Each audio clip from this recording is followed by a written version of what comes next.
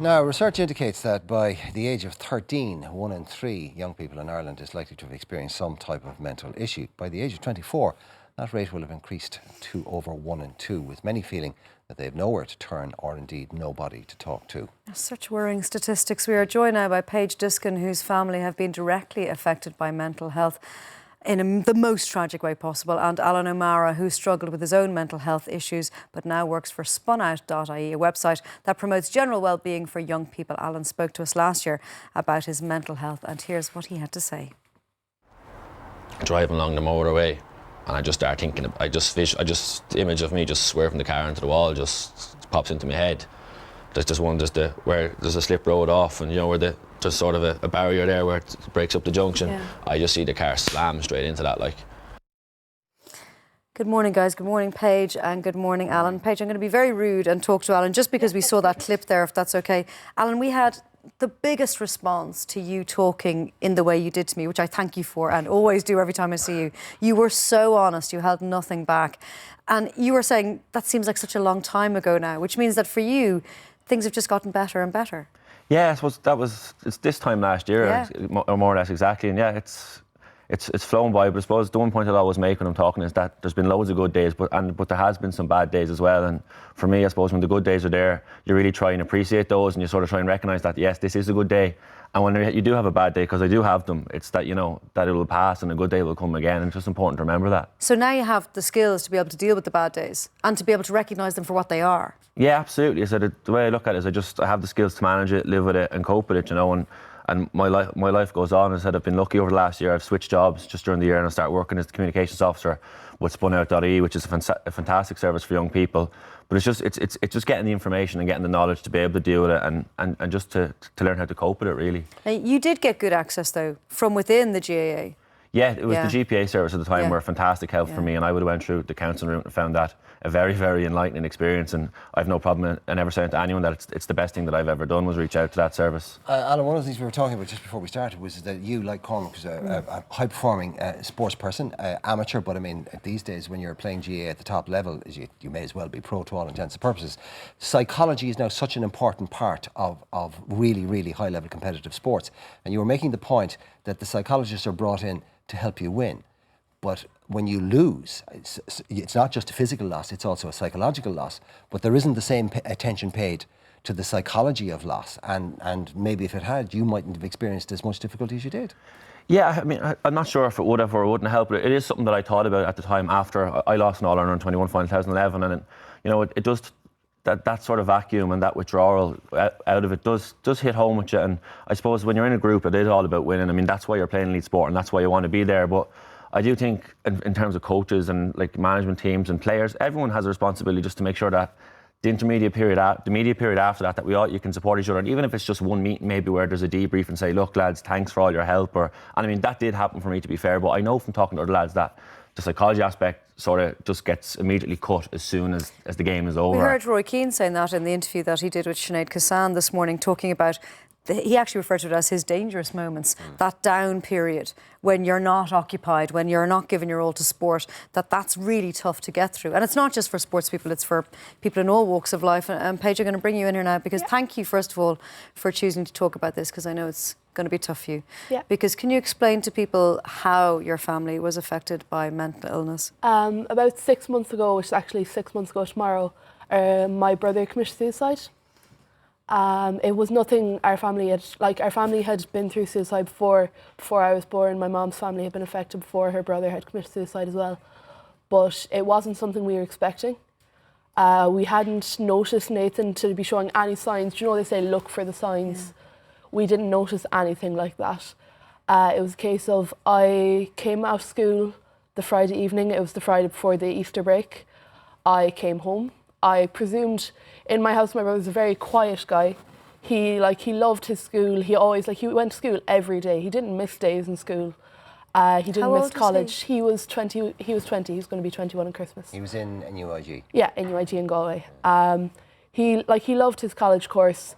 He didn't speak, not that he didn't speak a lot, but he wasn't very outspoken. Like, you ask him how's college, he'd be like, that's grand. Like, you didn't get much out of him, but we did. He was an introvert. Yeah, but he was happy that way. he had gone out the week before for the first time in Galway with his friends, and he just said it wasn't for him, and that was grand. Like, we were like, whatever you're comfortable with. But I had come home then on the Friday and kind of presumed, as we always do, that Nathan was in his room watching telly, which is what he liked to do. Nathan was an avid film watcher, avid TV fan. He loved to be well informed on the topics that he was interested in. So I just presumed he was in his room. So that was about 4 o'clock. And by 5 o'clock, my sister called me looking for my brother, because they were looking for him in the evening, because my mum and my sister were in Galway with my granny. And I went into his room and found his phone and his jacket, which was the most unusual part, I think, for me, because Nathan never went anywhere without his phone. He wasn't the sort of person that kind of spent a lot of time talking to other people on his phone. The last text he sent was to my mom. Like, he talked to our parents and to me and my sister the most. Like, he didn't message his friends that often. If he needed to talk to them, he'd go see them. So his phone was left in his room, but he always had it with him for music. So that was the kind of unusual thing for me. And we didn't worry too much, because it was just his phone in his room. We didn't think too much of it. We presumed maybe he had gone out to see someone. He just forgot to say. It wasn't like him, but it could have happened. So my mom came back from Galway that evening about 9 o'clock, and in the most unusual way, she came in. I was sitting in the porch, because I was like, I'll wait in the porch, presume he'll be home soon. My mom came into the house and walked straight to the shed where my brother had been. I don't know how. She says when she was coming in the road that something told her to look in the shed, but I had checked everywhere in the house but the shed, because there wasn't a reason to Why look would you there. go there? Exactly. Yeah. So for me, I thought Mum was just in a rush to go somewhere, check something in the house, and then obviously she found him and the distress set on, and we called the ambulance and the guards, and my aunt, who was a nurse who lives 5 minutes away, so she was in straight away. And it just kind of spread like that. And like, we live in Tuam, and it's a very like closed community, so everyone kind of knows everyone's business. Within an hour, we had all of our neighbours down checking, like, to see what was going on. None of them presumed it was what had happened. It was a case of they presumed maybe Mum had fallen or something, or not in like a weird way, just that something odd had happened, and it just spread throughout town. Our town has like been previously affected by suicide as well, but it wasn't something anyone was expecting. Like, many people had seen Nathan that day, and no one expected it from him. He was a quiet man, like, he was a quiet guy, but he never showed anything to be worried about. And we, like, as a family, we were never quiet about suicide. It was never something that was hidden. We always talked about it, because it had been in our family before, so we had always talked about it. So it wasn't something that, like, he didn't know that there was, like, support there. Whatever made him make the decision, we'll never know. But he made the decision. Sometimes there are signs that people don't pick up on, or that they don't know. You know, for example, like slightly cryptic last messages, or things that can be interpreted as a goodbye, or giving things away, or you know, giving you a present out of the ordinary. Or there was none of that. Nothing. My brother he had finished college the week before. He was set to sit his exams 2 weeks later, I think. He had been on the phone to my mother earlier on, because Mum wanted him to look for a job for the summer. Understandable, he can't be doing nothing all summer. No one can. And he had said, "See you later, Mum," and that's the last thing he said to Mum. So it wasn't a case of goodbye, it was "see you later." And that for Mum was hard, because the last thing he said was "see you later," not goodbye, but "see you later." Paige, have you been able to make any sense of this? I'm so sorry. Right. No, I can't imagine losing a brother like that. And that must be the hardest thing, is you don't know why, you don't know what was going on with him. And now, it was interesting though that your mum went straight to the shed. Do you think your mum had any sense at all? Because particularly she'd lost her brother. We've talked about it like his family. Like, we're not ashamed of what Nathan did. Like, obviously he made the decision he did, but that was his decision. And do you know what? We'll talk to Alan for a bit. You get yourself together. I'm sorry. We'll get some tissues for you guys. Alan, I mean, you thought about suicide, and I remember The moment you told me about that, and I asked you what stayed your hand, and you said it was thinking about your mum and dad at your grave, and that was the one thing that kept you from doing exactly what Paige's brother did. Yeah, I mean, look, I was lucky that I had that clear visualization, and I know people that, you know, that haven't had that moment or that have stepped across the line, and it's just, you know, it's very hard to try and think about what someone is what's going through their head at that time. I have a fair good idea myself what's going through my head, but everybody's head is different. And I suppose even just from working with SpunOut.ie, mental health is a huge strand of the work that we do, and we just try and really arm young people with the information to try and recognise some of these signs. When we hear Paige talk about her brother, Nathan, the fact that there were no signs, he was a quiet lad, you know, he seemed to be quite happy in himself. There weren't any signs. That must be terrifying for parents to hear that. The awful thing about that situation is that as you were thinking that thought, you could have had two thoughts in your head. One, I can't do this to my mother and father. The other thought could have been, my mother and father, my family will be better off without me. And you know, sadly, there are going to be young people in that situation having that exact thought. How do we get them to have both thoughts as opposed to just one? And I suppose this is part of what SpunOut are trying to do. Because if they fixate on, there's the answer, as opposed to saying, well, actually, there is another choice, which is don't do it, and the world will be a better place with me in it rather than not with me in it.